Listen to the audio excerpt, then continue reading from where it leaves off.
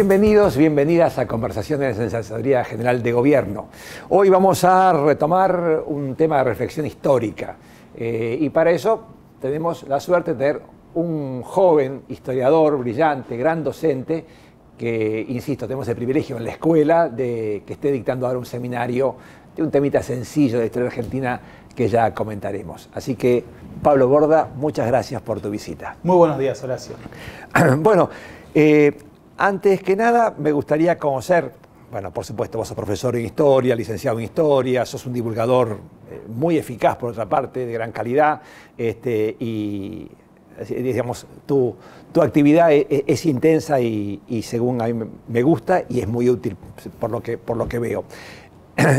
Me gustaría saber, más allá de algún tema histórico, ¿por qué te inclinaste por la historia? ¿Fue algo instintivo? ¿Fue algo que de secundario, de universidad? ¿Cómo llegaste a que te interese estudiar la historia?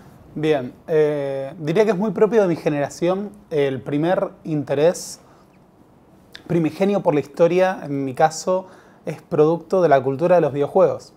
Cuando era muy chico, cuando tenía apenas 5 o 6 años, jugué por primera vez un juego que es un emblema de finales de los años 90 y diría sobre todo de la generación millennial, que es el Age of Empires, un juego que estaba ambientado en la lógica de las civilizaciones antiguas y el desarrollo de las etapas históricas. Incluso recuerdo alguna vez a alguien que planteaba que el Age of Empires no deja de ser una metáfora del materialismo histórico hecho videojuego, porque de hecho el desarrollo de las fuerzas productivas en el juego plantea el desarrollo y la superación de edades históricas. Y a partir de eso viene un interés por los griegos, por los romanos, incluso bueno, también por la cultura persa y el antiguo Egipto, que termina llevándome a que a los 10 años me encuentre, por esa curiosidad que me había sido plantada por un videojuego, a descubrir lo que era el viejo de History Channel.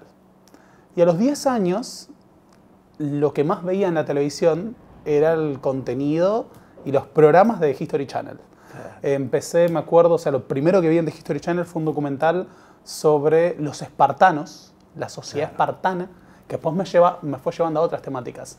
Veía programas como Línea de Fuego, que trataba de batallas a lo largo de la historia, El color de la guerra, sobre la Segunda Guerra Mundial, cuando se daban en ese contexto la cuestión de poder presentar registros fílmicos a color. Franz Capra y todo el desarrollo. Exactamente. También, bueno, otros que estaban más destinados a, bueno, en esa época, sobre todo, y si uno lo piensa, el sentido que uno tiene de la historia en esa época es, bueno, la historia es el relato de los grandes hombres, de las batallas de los monarcas. Entonces veía programas como Conquest, Mail Call. Estamos hablando de programas que claramente estaban orientados a otro público, pero que yo a los 10 años era lo que veía asiduamente. Te dio la curiosidad de esa. Ahora, bueno, en este derrotero que decís, ¿no? de ver viendo y marcás, la historia, ¿es historia de qué? Pensé que esa era la segunda pregunta que quería hacerte. ¿Qué es la historia? Bueno, hay que empezar señalando que cuando uno atraviesa, por ejemplo, el trayecto de la carrera de historia en cualquier instancia, sea un profesorado, una universidad, una de las asignaturas más importantes suele ser problemas del conocimiento histórico o teoría de la historia y historiografía. Básicamente debatir qué es y qué debe ser la historia. Y lo cierto es que podríamos decir que llevamos tal vez unos 2500 años desde Heródoto debatiendo qué es la historia, pero me gustaría pensar que una de las definiciones, que es una de mis preferidas y que tendría que tomar, es la definición de Marc Bloch, una ciencia que trabaja con el objeto del hombre a través del tiempo, ¿no? Una ciencia de los hombres en el tiempo. Y nótese que no hablamos del pasado necesariamente, porque eso indicaría que es algo muerto y lo que nos atraviesa no es un proceso histórico. Ahora, Bloch, cuando escribió claramente esta definición hace unos 80 años, lo hacía participando en una revolución historiográfica. A esa idea de los hombres en el tiempo hay que agregarle montones de elementos. Los hombres también implicarían necesariamente las mujeres, así que vamos a decir los hombres y las mujeres en el tiempo. Utilizar el plural es necesario porque no pensamos en el hombre como algo separado de las grandes sociedades, pero también utilizamos la palabra hombre para referirnos a lo humano. Tenemos esta noción muchas veces de que esto es histórico, ¿no? Cuando ocurren grandes acontecimientos de la política, grandes transformaciones económicas, conflictos bélicos que tienen resultados decisivos, pero lo cierto es que a la historia le interesa todo lo que tiene que ver con lo humano. Por eso incluso, más allá de que uno, en este sentido común construido, piensa la historia como grandes momentos, grandes procesos, lo cierto es que los historiadores trabajan cada dimensión del aspecto humano. Hoy en día, por ejemplo, trabajamos desde los grandes acontecimientos de la política hasta las mentalidades. Trabajamos la historia cultural y trabajamos los hábitos de consumo de los sectores populares en el siglo XX. Podemos trabajar, como no sé, lo ha hecho autores como Giovanni Levi, el micromundo de las comunidades campesinas del Piamonte a finales del siglo XVII y, por ejemplo, plantear cómo las relaciones de parentesco terminan constituyendo lo que él llama en el título que le da a su obra, que es la herencia inmaterial, el conjunto de relaciones que uno hereda con la familia y el apellido que son centrales para el desarrollo de una comunidad. Y todo eso hace a la historia, incluso desde, por ejemplo, el desarrollo de la visión sobre la medicina, el desarrollo de los hábitos literarios. No sé, por ejemplo, Robert Darnton hace una historia de la lectura, cómo leían las sociedades en otros tiempos. Así que, ¿qué le interesa a la historia? Todo aquello que esté relacionado a la vida humana y sobre todo a las sociedades humanas a través del prisma del tiempo y del espacio. Claro, es decir, está bien, me parece que es muy ambicioso, pero digamos inevitable, ¿no? Es la vida humana lo que está ahí. Y esto de que no haya lo pasado y lo presente, sino un decurso, ayuda también a entender. Se me ocurría que por ahí, vos hablabas de Heródoto, pero las grandes, qué sé yo, batallas, del Peloponeso hasta la batalla de Cepeda, digamos, por ahí son excusas para entender el contexto. Exactamente, en eso hay que decir, en una época incluso la historia militar, a veces yo me he dedicado mucho a la historia militar.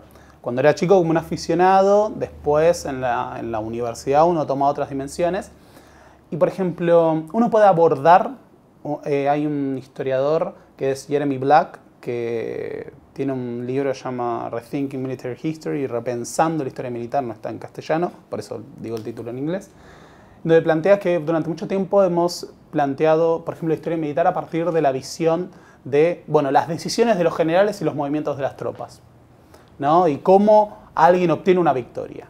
Y lo cierto es que hay otras formas de abordar la historia militar, desde, por ejemplo, el sentido del honor. No sé, hay un historiador que es Alejandro Rabinovich, que acá trabaja en la Guerra de Independencia, el sentido del honor y la experiencia común de los soldados de la Guerra de Independencia. Porque uno podía estudiar los movimientos de las campañas o podría plantear cómo vivían, qué comían, cómo construían el sentido de la Guerra de Independencia esos soldados. O, por ejemplo, cómo estaban representadas en las estructuras militares las jerarquías de una sociedad. Hay muchos trabajos que hoy en día, por ejemplo, plantean pasar la guerra como fenómeno histórico a través de otro tamiz. Incluso en distintos periodos. Podemos ir a la batalla de Boven de Georges Duby planteando a los ejércitos feudales como una representación del mundo del feudalismo y podemos ir a Sangre y Fuego de Enzo Traverso planteando la violencia y la guerra en la primera mitad del siglo XX en Europa como parte de un conflicto mayor con el fascismo y el antifascismo como ejes y una cultura de la violencia de la que podían participar desde revolucionarios bolcheviques, primero mencheviques, después bolcheviques, como León Trotsky, hasta los representantes del fascismo como Mussolini. Una misma cultura de un etos de la violencia que se construye en esa época por oposición. Que va tomando diversas facetas. Yo te escuchaba y pensaba en esto de los procesos humanos y la Edad Media, por ejemplo, desde el punto de vista occidental, por ahí Dussel diría eso es muy parcial, muy europeizante y tal vez con razón, pero digamos que, y uno piensa en las catedrales como ese hito arqueológico real que hoy vemos, esto del siglo XI, siglo XII, siglo XIII, y por una parte alguna visión que dice, bueno, la edad del fracaso, la edad del oscurantismo, y por otro lado dice, mira, unas sociedades que a través de generaciones hace una obra única, a lo mejor es algo más que una autoridad de miedo militar, de miedo político o de miedo religioso, dogmático. Sí, pero incluso te diría que es un sentido construido. Porque uno puede decir que es una época de oscurantismo. ¿A partir de qué matiz? Vamos a ver un ejemplo. Si uno se hubiera parado en la sociedad de los clásicos, ¿no? Como se lo llamó en el Renacimiento, que de alguna manera plantea, el Renacimiento le pone el término de Edad Media, claro, a la Edad Media, bueno, también la Edad Media se hablaba... Cada uno se planta y mira para atrás. Lo que ocurre en el medio entre el tiempo de Jesús y el Apocalipsis, bueno, hay distintas construcciones, pero el Renacimiento miraba a los clásicos, ¿no? Como un tiempo en el cual los antiguos habían desarrollado las artes, las letras, pero hay otros elementos en los cuales estaban muy estancados. Por ejemplo, la utilización del arado de madera se mantuvo idéntica a sí misma durante el período grecorromano. La utilización del molino, si bien se había descubierto, no se utilizaba masivamente debido a que los instrumentos y las técnicas productivas eran muy limitadas, ya que terminaban en manos de un sistema basado en el modo de producción esclavista. Y en 1000 años de desarrollo de la sociedad medieval europea, nosotros tuvimos un despegue económico en el cual, por ejemplo, se inicia la gran roturación de Europa y se avanza sobre los bosques. Si uno mirara los mapas satelitales que reconstruyen el tejido de bosques que atravesaba Europa, vemos que la Edad Media es un punto central en el avance en la roturación de tierras, el surgimiento de los arados que utilizaban elementos de metal, el surgimiento de métodos de producción que pasaban del régimen de rotación de tierras bienal al trienal, y hacia finales del siglo XV la utilización ya masiva en los Países Bajos y en Inglaterra del sistema cuatrienal, también llamado sistema Norfolk. Vemos que, por ejemplo, las universidades surgen en la Edad Media, ¿no? Jacques Le Goff, que habla de los intelectuales en la Edad Media, dice, bueno, la idea de que el conocimiento debería responder a institutos que mantengan cierta longevidad, ¿no? Y que no fueran academias como la de Platón, que terminaban siendo circunstanciales a la figura de Platón propiamente, sino que fueran instituciones que perduraran en el tiempo, es un producto de la Edad Media. Ahora que decís esto, me da pie a la segunda parte de esta inquietud de decir, bueno, ¿por qué historia? ¿Qué es la historia? Desde, como vos decís, bueno, es el objeto del estudio humano y de todo lo que emane de todo eso a través de las circunstancias, el método histórico, y después la otra gran cuestión de decir, los problemas que implica para el historiador, para el estudioso, para tu caso, es decir, cuando uno empieza a bucear, obviamente siempre va a bucear sobre lo que otros han hecho, lo cual es lógico, razonable e imposible no hacerlo, pero eso también tiñe de una redefinición de sentidos preestablecidos. Digamos, ¿qué tipo de dificultades encuentra el historiador cuando empieza a buscar fuentes? Y obviamente todos tienen un sentido interesado, de buena fe o de mala fe, no importa, pero sí sucede. Bien, el primer gran límite que nosotros tenemos es la incapacidad de reproducir nuestro objeto de estudio. A diferencia de lo que puede hacer un biólogo, no, un químico o un físico, claro, que pueden reproducir en un laboratorio pasa? las condiciones, nosotros no tenemos la capacidad de reproducir lo que ocurrió en el pasado todavía. Pero en ese sentido nos encontramos con el límite de no poder hacer de la ciencia histórica una ciencia experimental. Más allá del debate que después surge cuando se utilizan las ciencias experimentales en la dimensión humana, pero eso se lo dejamos a los sociólogos y a los psicólogos. Partiendo de ese punto, nuestra aproximación a nuestro objeto de estudio es indirecto, está mediado por las fuentes. Las fuentes suponen siempre un recorte y una reconstrucción que se parece mucho a la reconstrucción que hace un investigador o un detective. Esta es una metáfora que se ha usado mucho por diversos historiadores. El historiador básicamente intenta reconstruir una escena de crimen en el pasado a partir de las huellas y los vestigios que nos ha dejado. Sí, de hecho la epistemología toma mucho a la figura de Sherlock Holmes. Exactamente, pero ahí hay que partir de una cuestión que de alguna manera también el conocimiento histórico es acumulativo. En la medida en que seguimos encontrando fuentes, documentos, se reconstruyen series estadísticas, la computarización en las últimas décadas ha hecho un favor enorme a los historiadores al hacer mucho más asequible la consulta de fuentes históricas o series estadísticas o su actualización. Nosotros abordamos ese objeto a través de las fuentes y también tratando de reconstruir a través de la crítica heurística la lectura más profunda o más completa de esas fuentes. Hay que plantearlo, una misma fuente en distintos momentos de su análisis, a principios del siglo XX o a finales, puede arrojarnos respuestas muy distintas según la pregunta que le hagamos. Nosotros le podemos preguntar a una fuente, ¿no?, por lo que ocurrió, ¿no? A partir, no sé, por ejemplo, de la crónica de un general, ¿no? Pensemos, no sé, o las crónicas, las helénicas de Tucídides y demás, o de Jenofonte, o podemos pensar en las omisiones o la construcción del sentido del orientalismo, como planteó Said, que aparece en los libros de la historia de Heródoto y su definición de la cultura de los medos o persas a partir de estereotipos construidos en la antigua Grecia. Claro, sobre los prejuicios proyectados. Exactamente.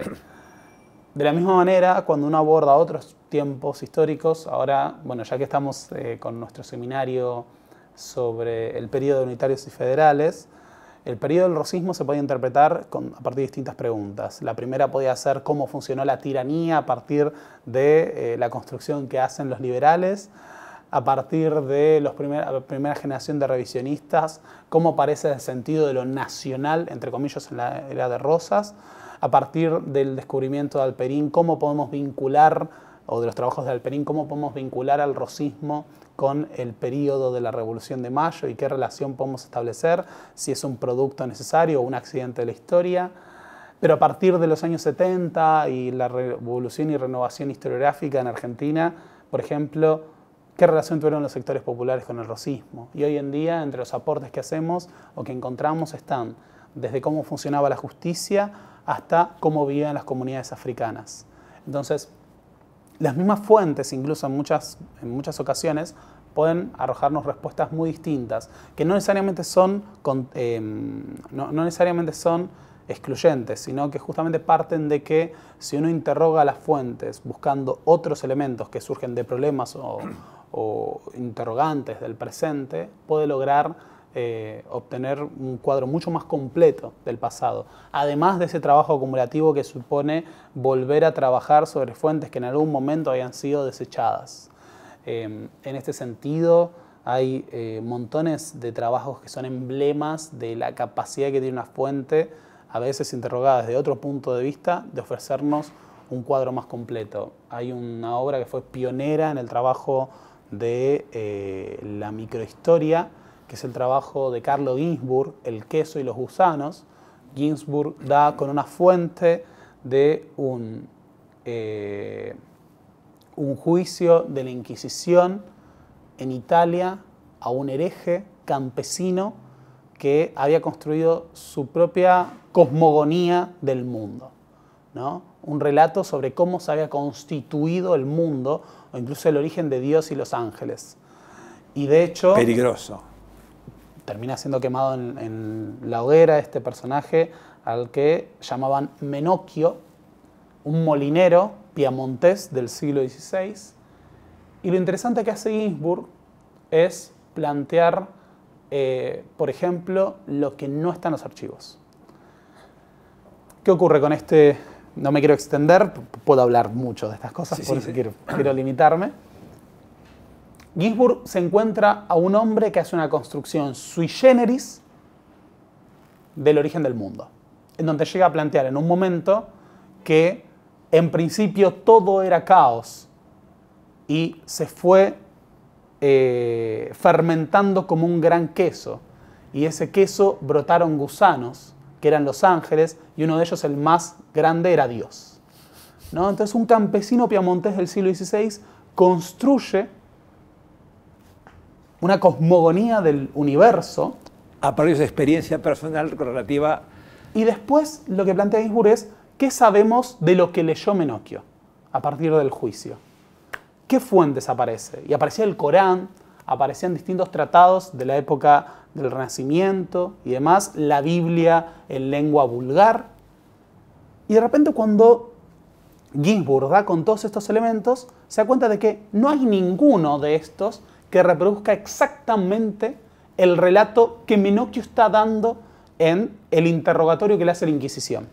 Entonces, ¿qué me está faltando? Hay algo ahí que no está en la fuente. Entonces, ¿cómo hace Ginzburg para reconstruir o terminar de entender cuáles son las fuentes a partir de las cuales Menocchio construyó su visión, que es un caso extremo?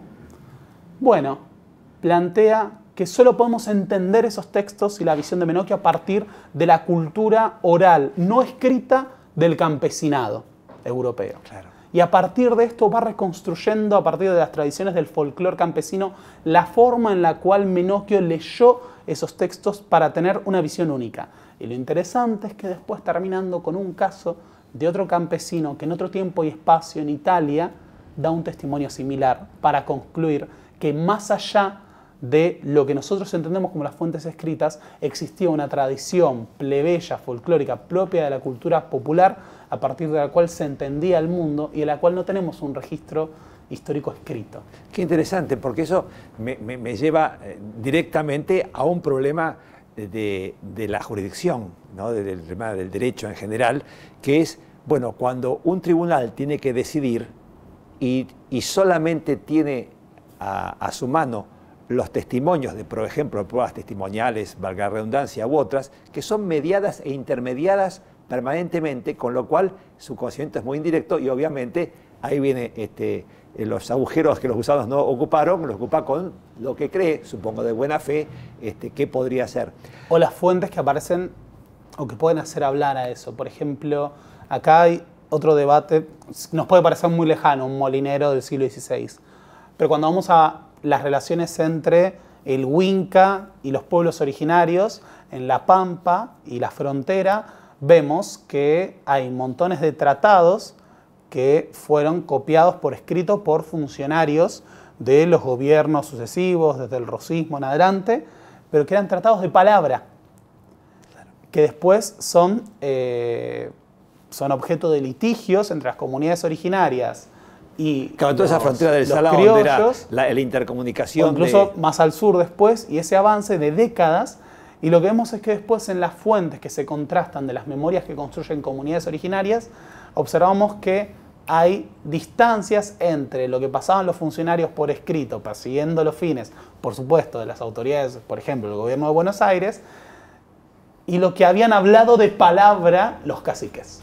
Bueno, me hace acordar a un tema también cercano en la época, cuando en 1815 Alvear, desesperado por esa invasión que nos llegó de 12.000 hombres de España, manda a hacer un acuerdo, bueno, a García, lo que habla con Lord Stranford, una cosa es lo que dice, y Lord Stranford dice, transcriba lo distinto, más tranquilo, porque no es, y dice, bueno, pasan los años, uno que ve, y el que llegó el primer texto, el otro, o las mismas memorias, vos hablaste, citas mucho a Berutio, puede ser Tomás de Iriarte, cualquiera. ¿Qué representan de lo dicho y de lo no dicho, no? ¿Qué desafío? Por supuesto, es que ese es el recorte y hay que tratar de hacer la crítica heurística, de entender que también a veces lo separa. Yendo a un caso ahí más problemático incluso, las memorias de Belgrano se escriben con posterioridad a muchos de sus hechos. Y nosotros debemos entenderlas tanto como un registro de lo que ocurrió, como también de la visión que Belgrano quería dar de su rol en los años de la independencia o incluso de las invasiones inglesas. Pero hay elementos que podemos contrastar con otras fuentes, por supuesto, desde el rechazo que él hace desde el consulado y su ida de Buenos Aires a otros procesos. Pero ahí aparece la cuestión de contrastar y también tratar de entender por qué se quería preservar la memoria de tal o cual hecho. Después aparecen otros temas más controversiales. Un tema a mí me apasiona la historia de lo que se suele llamar la Gran Guerra Patria, la guerra específicamente entre la Unión Soviética y la Alemania nazi, y las memorias del general de la Wehrmacht Heinz Guderian se han utilizado para constituir un mito de lo que se conoce el mito de la Wehrmacht limpia, el mito de que el ejército de línea, entre comillas, profesional de la Alemania nazi no cometía crímenes de lesa humanidad o de genocidio y que solo eran acciones de las SS. Pero al contrastar las memorias de Guderian con el accionar y con otras fuentes, vemos que no, hay un intento de dar una suerte de blanqueamiento. De blanqueamiento al rol de la Wehrmacht en esas memorias que durante mucho tiempo se utilizaron para plantear que una cosa era la Wehrmacht y otra cosa eran las SS. Desde luego, seguramente había diferencias entre ambos cuerpos, pero vemos que en la práctica la Wehrmacht también cometió crímenes de lesa humanidad y genocidio. Sí, parece que, no por citar a Alberti, pero la guerra como crimen, digamos, más allá de los esfuerzos de Solferino adelante, decir, bueno, vamos a ver que esa tragedia que saca lo peor de cualquier ser humano y es imposible ponerse en esto. No, pensaba también en los tiempos, ¿no?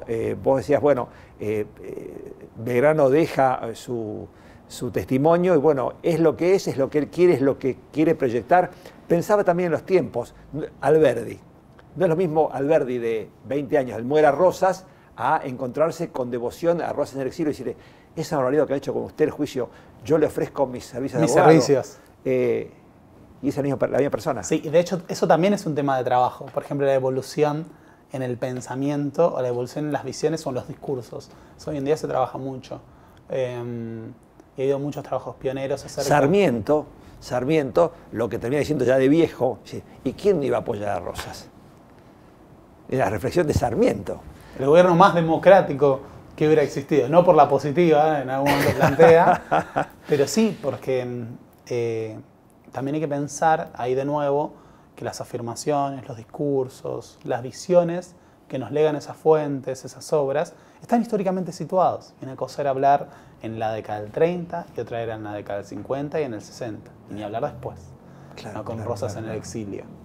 Perdón, un tema también para mucho, pero ahora se me cruzó Mariano Moreno y esa historia del plan de operaciones. Sí, no, mira, nunca fue de él. ¿Por qué se habría insistido en que era de él? ¿Por qué no es de él? Bien. Bueno, ¿por qué? Por ahí es demasiada, muy ambiciosa pregunta. No hay ningún problema. En algún momento el plan de operaciones trató de ser presentado como una demostración del extremismo ideológico de Mariano Moreno. Mariano Moreno, el Robespierre, hombre inspirado en la Revolución Francesa y que indistintamente de la autoría del plan revolucionario de operaciones, que hoy en día la crítica heurística ha demostrado que no es una obra original, sino que en realidad es una obra que se traspasa de un documento de un intelectual francés durante los ciclos revolucionarios, cuya autoría no fue de Moreno, sino que tampoco es que Moreno copió, sino que simplemente se le atribuyó un documento que en realidad se produjo en otro tiempo y espacio.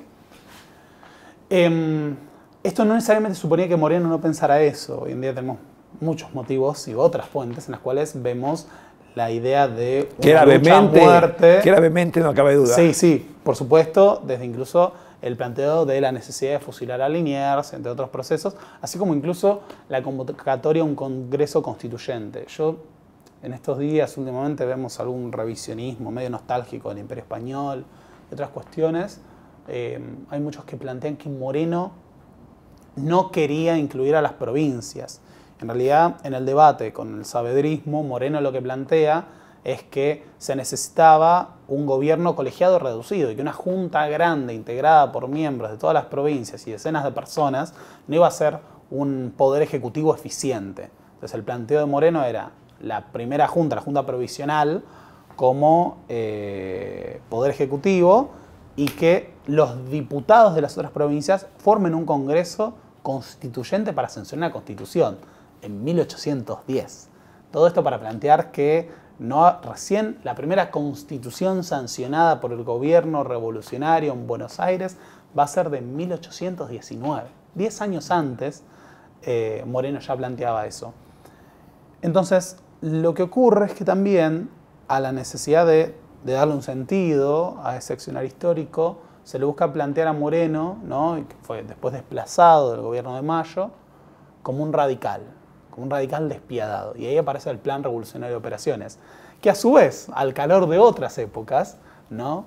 En años en que se pensaba en la revolución, en los años 60, 70, es reinterpretado como ahí estaba el plan revolucionario que debemos legitimar. Ya no es una diatriba, sino una legitimación. Sí, una legitimación, pero no. Hoy en día la crítica heurística ha dado por falso la autoría, la idea de que este es un documento que tiene a Moreno como su autor. Sí, bueno... Lo cual, de nuevo, no exculpa la idea de que el propio Moreno no fuera un radical que representara las vertientes más revolucionarias dentro del proceso de Mayo.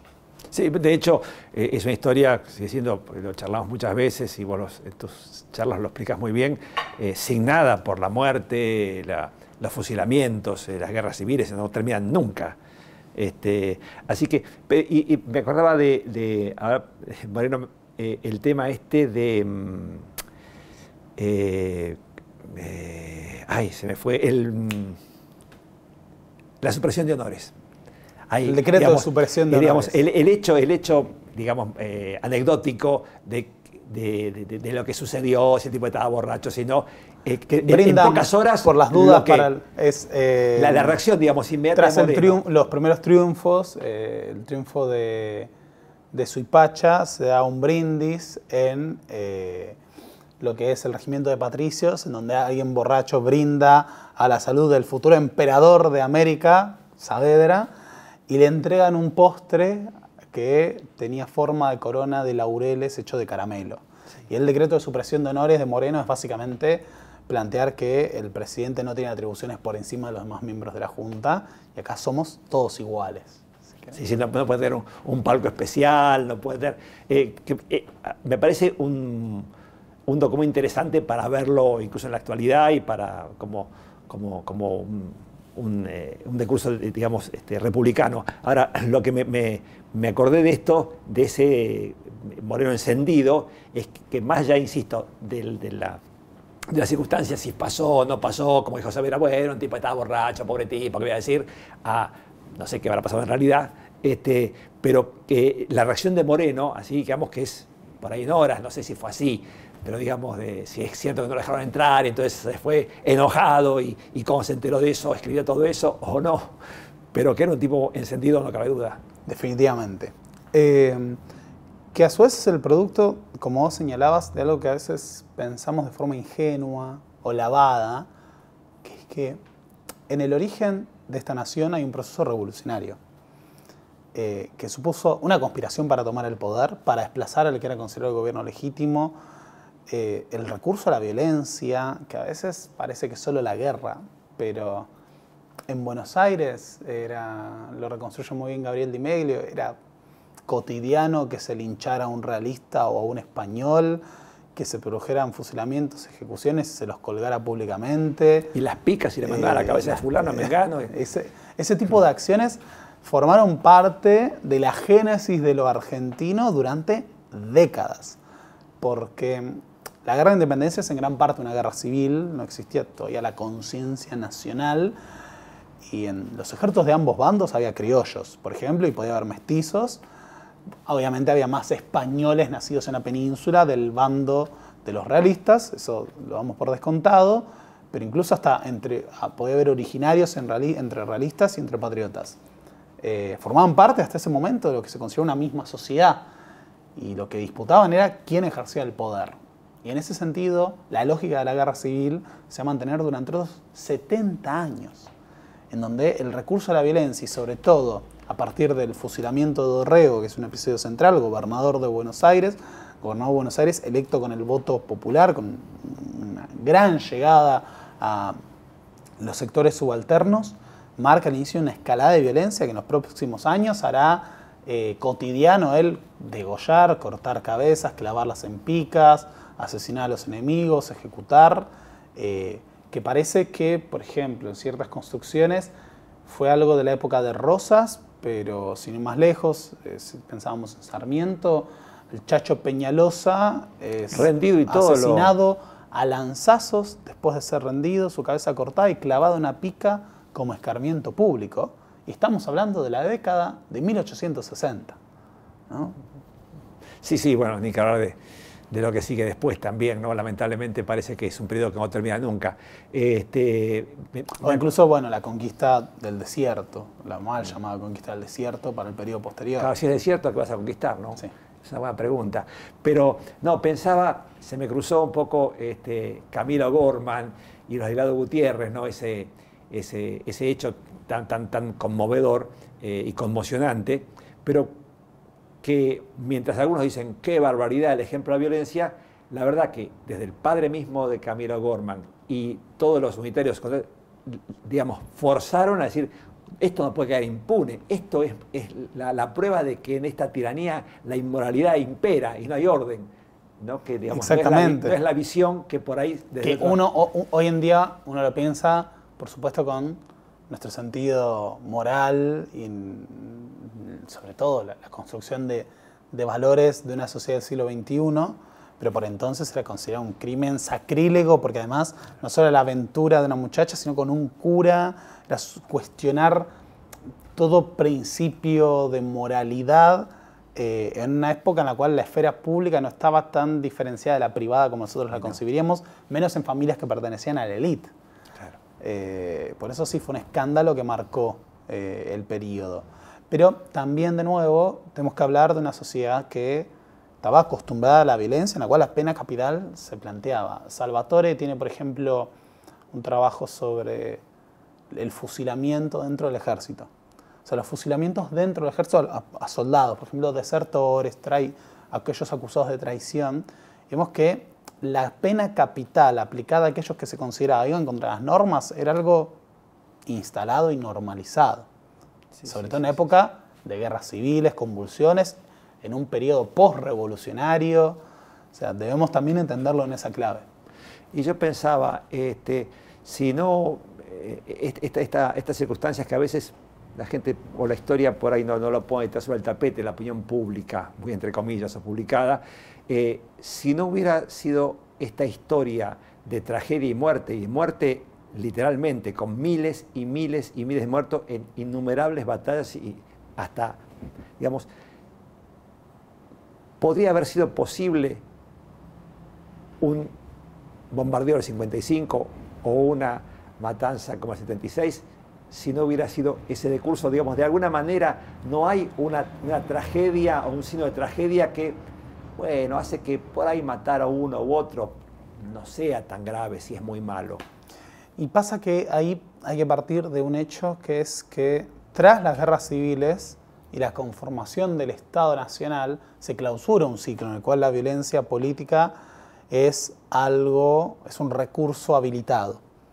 Entonces, masacres como la del 55 o del 76 se hace una sociedad en la cual ya se había establecido el tabú de la sangre, el tabú civilizador de la sangre, como ocurre con las organizaciones nacionales de montones de estados, no solo en América Latina.